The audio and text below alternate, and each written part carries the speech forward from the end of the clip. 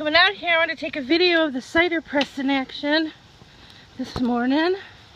Here it is that we built. Isn't it cute?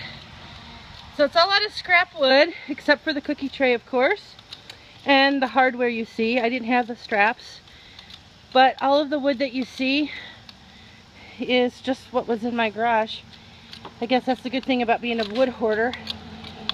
Right now, Edmund's getting the pump going.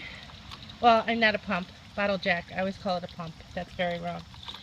As you can see, we're pressing the bag of apples. It's one of my wine bags. And it's going into the cookie sheet. A lot of people build these trays out of wood, but that just seems silly to me because it's such wet conditions. They build it out of plywood even. And I don't know, my plywood when it gets wet wrinkles and deteriorates, so I didn't feel like building another one of these right away. Excuse me for being out of breath. I ran inside to get this camera. Yeah, I already started. Edmund's on an agenda this morning. He has us up and out. So the basket you see there, right here, this is maple, Canadian maple flooring, unfinished tongue and groove that I stole out of my neighbor's garage. Well, actually out of the dumpster. He was cleaning out his garage before he sold his house.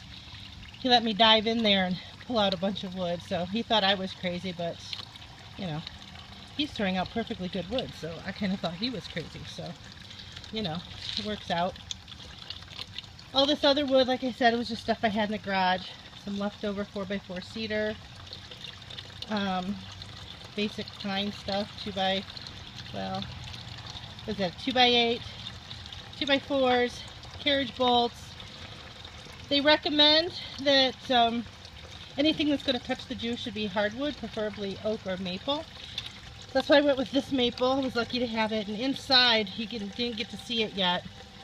The big disc in there is leftover oak countertop from my kitchen remodel. So I did use poplar on the bottom. You didn't get to see that yet. We'll show you that in a bit.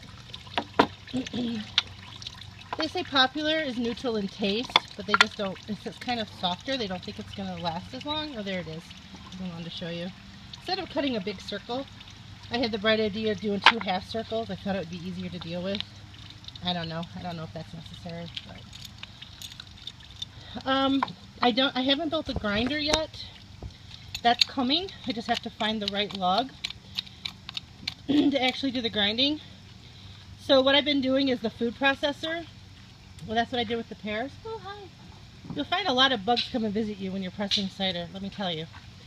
So as I say, oh, but these apples were all free apples that we got at the dog park.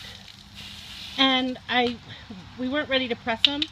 So instead of doing the food processor, I gave them a good vinegar water wash and then cut them up into halves and quarters and stuck them in the freezer.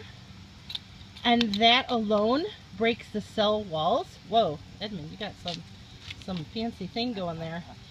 That breaks the cell walls down, and so basically they are still halves and quarters instead of taking it down in the food processor to applesauce. We're just trying that because they were kind of mushy. So we thought that was probably going to work pretty well.